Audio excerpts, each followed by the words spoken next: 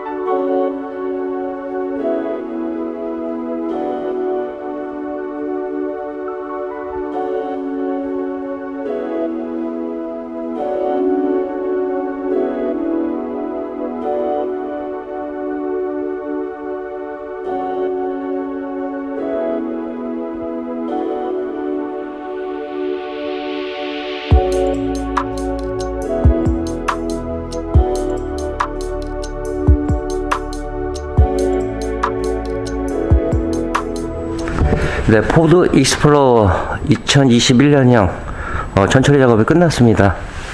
전처리 이렇게 됐고요. 한 9시간 정도 소요된 것 같습니다. 처음에 이제 차량 이제 입고해서 리프트 띄우는데 소리 자체가 가솔린은 아닌 것 같고 해서 밑에 딱 보니 이게 지금 이제 커브는 켜놨는데 이게 배터리입니다. 하이브리드 차량입니다. 제가 얼추 한 30대 정도 지금 작업을 했는데 하이브리드가 2000년도에 이제 출시가 됐습니다. 근데 한 대도 안 들어오다가 아무 생각 없이 리프트 띄워 보니까 하이브리드였습니다. 그래서 기존에 이제 가솔린 차량들도 이 머플러를 띄기가 익스플로러가 굉장히 어렵습니다. 힘들고요. 그래서 뛰다가 한 1시간 반 정도 좀 헤맸습니다. 결국 이제 차 주문하고 같이 해서 우회곡절 끝에 이제 탈거를 했습니다. 머플러를 탈거 안 하면은 방열판이나 이런 걸 탈거할 수가 없으니까요. 그러니까 기존에 이제 머플러하고 보시면은 이게 트윈이긴 한데 프레임 요 라인 쪽이 좀 틀립니다. 그래서 이제 빼기가 굉장히 어려웠는데 아마 저뿐만 아니고 지금 원더 코팅하는 업체도 이제 익스플로러 하이브리드 차량 들어오면은 조금 이제 애를 써야 될 것 같습니다. 이렇게 밑에 보시면은 이 용접 부위가 많기 때문에 녹화는제를 조금 더 이제 신경을 다 썼고요. 어차피 배 타고 건너기 때문에 산화는 더 조금 심하기는 합니다. 그래서 더 심한 차도 있지만은 그래도 이제 그 정도로 이제 심한 건 아니고 나름대로 이제 녹화는제 쓰고 방청 처리한 후 볼트도 마찬가지로 방청 처리한 후에 건조 마스킹이 진행됐습니다. 그리고 이제 실링은 생각보다 많이 들어갔습니다. 이렇게 보시면은 기계가 한 게 아니라 그래 나름대로 이제 꼼꼼히 해드리려고 했는데 실링 부분이 굉장히 많았습니다. 이렇게 보시면요. 요 라인 쪽도 쭉 이렇게 실링이 되어 있고요. 여기는 이제 방청 처리한 후에 이제 마스킹을 해놨습니다. 이게 전체적으로 이제 배터리 팩이 차가 큰 만큼에 또 큽니다. 이렇게 보시면요. 뒤쪽에도 보시면 이 센서 부분 이런 부분들도 다 이게 탈거를 다 해서 이렇게 마스킹을 했고요. 뒤쪽 라인 쪽에도 이 실링 작업이 다 들어갔습니다. 반대편도 이제 마찬가지고 여기 이제 하나 빠졌네요. 요거 이제 보강해 드리겠고 어려운 차량입니다. 작업하기가 좀 어려운 차량인데 그래도 또 믿고 방문해 주셨으니까 이제 최대한 이제 꼼꼼히 마스킹과 전처리 작업을 했습니다. 또 차를 연결해주는 이 지지대 자체 고무 부싱들도 흙물에 많이 낍니다. 그래서 이런 부분이 좀 마스킹하기가 짜증은 나는데 그래도 나름대로 디테일하게 작업을 해서 드렸습니다. 이게 보시는 것 같이 정성이 굉장히 가득하게 많이 들어간 걸 느끼실 수 있습니다. 오늘 도포를 하고 갈지 내일 아침에 할 건지는 이제 좀 도포를 하고 가야겠습니다. 그래서 내일 아침에 마감하고 차주분이 조금 더 차량을 빨리 받기 원하셔서 그렇다고 대충 날림하는 건 아니고 정석적인 이제 시공대로 이제 작업이 들어갔습니다. 앞쪽에도 이제 프레임 자체가 이렇게 사다리꼴 모양이 돼 있어서 우물경차 타입이지만은 프레임이 조금 더 들어가서 더 튼튼하게 이렇게 설계는 됐습니다. 하다 보니까 이게 마스킹이 이 정도까지 진행을 했고요. 보면은 이제 익스플로러 같은 경우는 이 방청 처리가 거의 없습니다. 이런 부분들도. 근데 여기 보시면 이 검은색으로 나오는 게 일단 이제 볼트 이제 체결 부위라든가 접합 부위 이런 부분에는 녹이 생성될 가능성이 많기 때문에 1차적으로 이제 방청 처리를 먼저 한 후에 그 다음에 이제 이런 부분들은 이제 전용 이제 실란드로 해가지고 이렇게 작업을 하고 마지막으로 이제 MS 폴리머를 이제 도포를 할 겁니다. 보통 이제 실링 해주는 데도 있긴 하지만은 거의 다 안 해주긴 하죠. 그래서 저도 이제 이거 할 때 고민을 많이 했는데 그래서 어차피 작업할 때 그냥 깨끗하게 한 번에 할 수 있는 작업은 다 해드리자 해서 이제 실링을 이제 추가하게 됐고요. 여기 지금 이제 전용 실란트입니다. 시카가드 이제 2호 제품인데, 여기 보시면 자동차 보수형 바드 실란드입니다. 이건 지금 이제 현기차에서도 사용하고 있고, 일반 실란드보다는 한 10배 정도 그 이상의 이제 가격을 형성을 하고 있습니다. 이렇게 전철이 됐고요. 휀다 쪽에도 마스킹이 굉장히 많습니다. 이렇게 보시면요, 정비에 전혀 지장 없게끔 이렇게 마스킹을 했고요. 뒤쪽에도 보시면은 쇼버 부분이라든가 볼트 부분, 그다음 이런 부분들도 디테일하게 다 작업이 들어갔습니다. 머플러 빼느라고 고생을 하도 해가지고 배터리가 방전이 됐습니다, 지금. 이렇게 진행을 했고요. 그러면 폴리머 도프 후에 마스킹 커버링 제거 후 다시 영상 이어가도록 하겠습니다.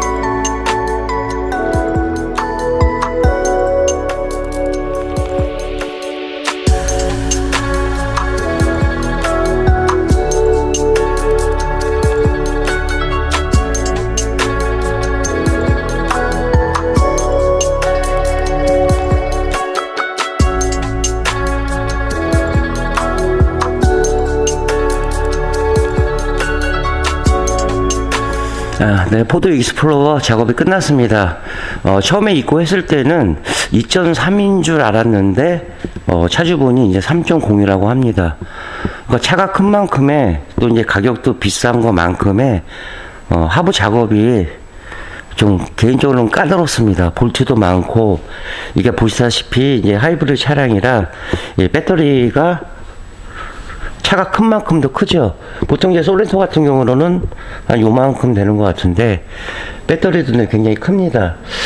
그리고 이제 이 배터리 같은 경우는 이 스틸로 되어 있지만은, 그래도 이제 뭐 업체마다 또 작업하는 방식이 또 틀립니다. 그래서 여기에 이제 뭐 제품을 도포해 주는 곳도 있고, 그런데 열이 나는 부위이기 때문에 제가 판단할 때는 여기에다가 도포하는 거는 좀 아닌 것 같습니다. 물론 제 개인적인 생각이고요.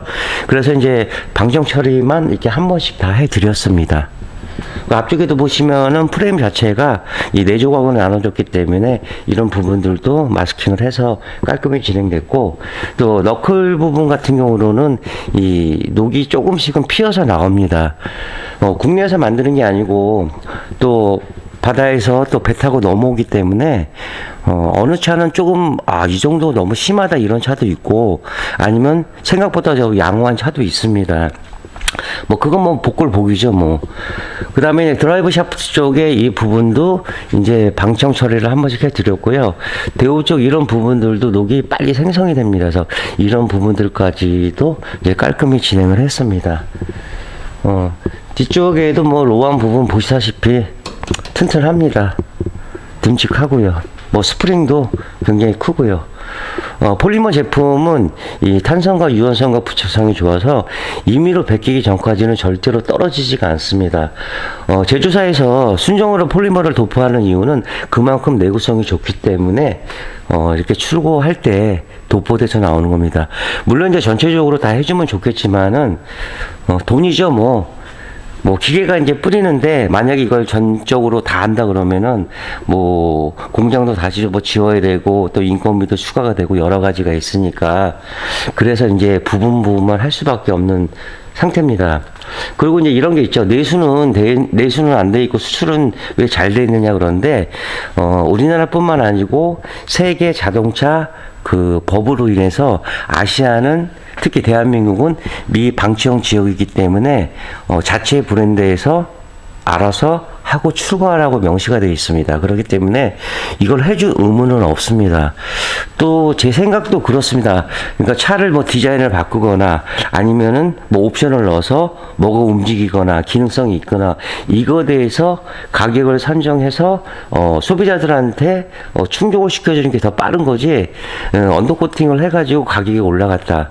글쎄요, 1년에 한 30만 대가 이제 언더코팅을 한다고 합니다. 뭐 저희처럼 전문점도 있을 거고요. 뭐 카센터, 공업사, 뭐 패키지 업체 여러 가지 업체들이 있습니다. 제가 전에도 이제 누누이 말씀드리지만은 일단 언더코팅을 생각하셨다면 보수나 봉황이 아닌 보호천에서 작업을 하는 겁니다.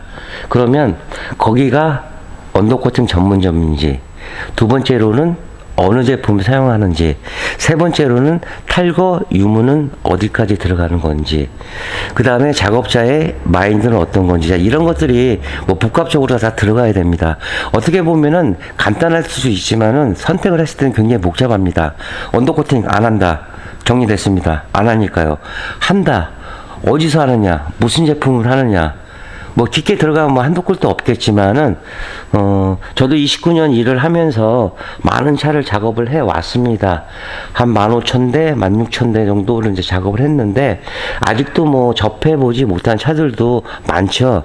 그래서 이제 새로운 차가 들어오면 옛날 때 그러죠. 어렸을 때 부모님한테 이제 뭐 사주세요 그러면은 며칠 있다가 사줄게 그러면 이제 계속 세죠. 하루 지났다 이틀 지났다 막 해서 그때를 기다립니다. 그러니까 저도 이제 작업하면서도 신차가 들어오게 되면은 나름대로 공부를 하죠. 요즘은 이제 전기장치라든가 또 커버 자체들이 굉장히 많기 때문에 공부를 안 하면은 탈거 자체를 할 수가 없습니다. 그냥 뭐 있는 상태에서 도포한다 그러면은 그냥 일반적인 업체랑 다를 바가 없겠죠. 하지만 전문점이라 하는 거는 좀 더 디테일하게, 좀 더 깔끔하게, 누가 봤을 때라도 최대한 순정틱하게 작업을 하는 게 원칙입니다.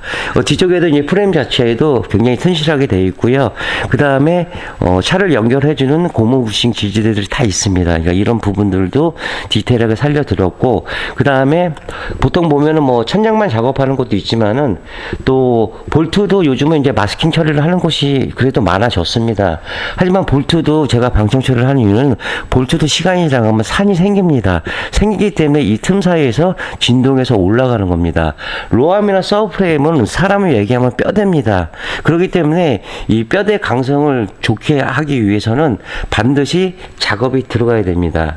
그 전에도 이제 제가 영상 보시면 아시겠지만은 실링이 조금 많이 들어갔습니다. 그래서 실링한 부분들이 많이 빠졌기 때문에 일단 그 실링 되기 전에 이제 방청 처리를 먼저 하고요. 그 다음에 전용 실란드로 실링 처리 후 그 다음에 이렇게 폴리머를 도포를 했습니다.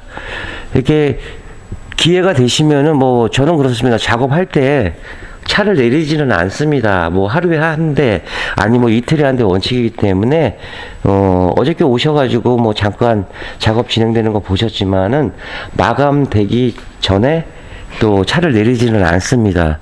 그 눈으로 보는 거하고 또 영상 보는 거랑 또 틀리긴 하니까요. 그래서 이제 익스플로러 같은 경우는 첫 차가 들어왔는데 이 하이브리드가 작업이 조금 더 난해했습니다. 뭐 마스킹 부위도 많고 커버링 할 것도 많고 뭐 코넥터 배선 이런 부분들도 많고 시간으로 따지면은 한 19시간 정도 20시간 정도 이렇게 소요됩니다. 기나긴 시간입니다. 그래서 또 혼자 하는 이유도 있고요. 그 대신에 커버는 몇 개 없습니다. 뒤쪽에 방열판 2개하고 앞에 이제 엔진 쪽에 커버 2개. 그 다음에 뒤쪽 트렁크 쪽에 이제 카바. 문제는 머플러입니다. 나 궁금합니다. 도대체 얘네들은 머플러를 어떻게 탈부착하는지.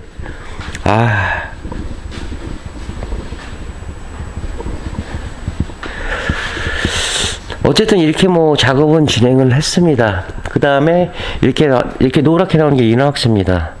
이게 보이시죠?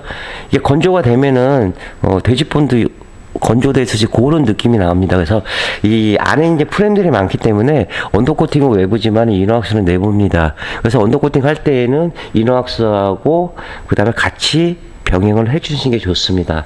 다시 말씀드리면은 저희 노이즈오프는 MS 폴리머 전문 센터 교육 업체입니다. 하부 전체에 이너왁스, 아펜다 스펀지 패드와 이 실링 보강은 4가지가 기본이고요.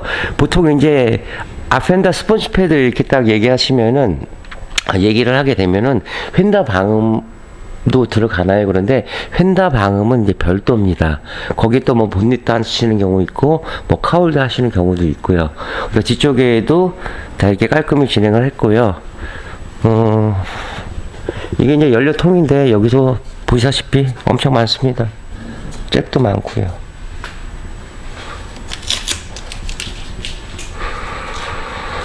이렇게 마감을 하겠습니다. 하고 그 다음에 봐도 또 나오네. 계속.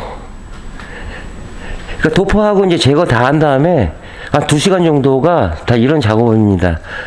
커버링 마스킹 다 띄었겠지. 뒤돌아보면은 뭐 하나 생기고 보면 생기고.